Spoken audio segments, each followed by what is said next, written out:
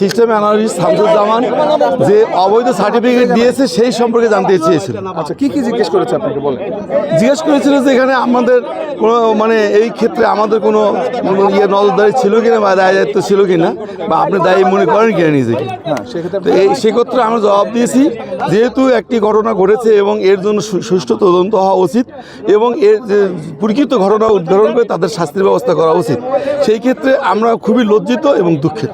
আপনার স্ত্রীকেও তো গ্রেপ্তার করা হয়েছে একই অপরাধে, আসলে সেই জায়গা থেকে এই বিষয়ে আপনাকে জানতে চাওয়া হয়েছে এবং বলা হয়েছিল যে আপনার স্ত্রী জড়িত, সেই জায়গা থেকে আপনার সম্ভাবনা থাকলে আপনাকে জিজ্ঞাসাবাদ করবে, এই বিষয়টা কি সামনে আসছে? আমাকে এই বিষয়ে অবশ্যই জিজ্ঞেস করেছে। আমি বলেছি যে আমি এই বিষয়ে কিছুই জানি না, আমি শুধু এটুকু বলেছি কারণ আমি কিছু জানি না। আচ্ছা, আপনার স্ত্রী এই অপরাধে জানতেন না বিষয়টা? না, আমি কিছু জানি না। আচ্ছা, আপনি বলবেন যে আপনি 21 সালে মেবি কারিগরি শিক্ষা বোর্ডে এসেছেন। জি জি, 21 সালে। আপনার পরে শামসুজ্জামান এখানে এসেছে এবং শামসুজ্জামান এই কাজ করছে, এই বিষয়ে আপনাকে বারবার বলা হয়েছে, আমরা সাংবাদিকরা আপনার কাছে গিয়ে, তারপর আপনি কি ব্যবস্থা নিয়েছিলেন?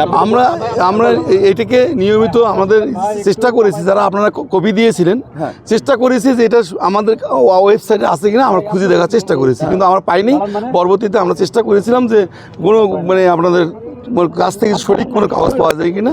তো যেহেতু আপনারা এটা পেয়েছেন, গোয়েন্দা সংস্থা বের করেছে, আমরা এর বেশি কিছু বলতে পারছি। গোয়েন্দা সংস্থা বের করার আগে একাধিক প্রতিবেদন হয়েছে, আপনি চেয়ারম্যানকে বলা হয়েছে, কাগজ দেওয়া হয়েছে, আপনি কেন সরালেন? আপনি এখন কিভাবে দাবি করেন যে আপনি জড়িত না?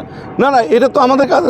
আমি তো আপনার কাগজটাকে আমাদের ওয়েবসাইটে পাইনি, আমি দুঃখিত যে এর আমি জি আপনার স্ত্রী জি এটা মানে আপনি তার স্বামী, জি। আপনার স্ত্রী এখন কারাগারে, জি। মানে বিষয়টা কেমন, কেন কি জন্য মানে গ্রেফতার করা হয়েছে? তার সংশ্লিষ্টতা নিয়ে আপনার কি মতামত? না, আমি আমার মতামত আমি জানি না, তাই তিনি ভুল করছে কিনা আমি জানি না।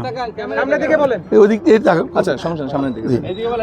আমি তার বিষয়ে কিছুই জানি না এবং গোয়েন্দা সংস্থা কি তথ্য পেয়েছে আমি জানি না। আচ্ছা, আপনার স্ত্রীর বিষয়ে আপনি কিছু জানেন না এবং আপনি যেই বোর্ডের চেয়ারম্যান ছিলেন সেখানে একটা বড় দুর্নীতি ছিল, সেটা সাংবাদিকরা প্রতিবেদন করেছে, সেই বিষয়ে আপনি কিছু জানেন না। এই যে আপনি কোনো কিছু ভাল না, আপনি কি অবস্থায় ছিলেন আসলে? না না, বহাল না হওয়ার তো আপনার প্রশ্ন ওঠে না, আপনাকে কাগজ দেওয়া হয়েছে, তারপর আপনি ব্যবস্থা নেননি। না না, আমরা ব্যবস্থা নেওয়ার চেষ্টা করছি এবং ভিতরে কাজ করার চেষ্টা করছি।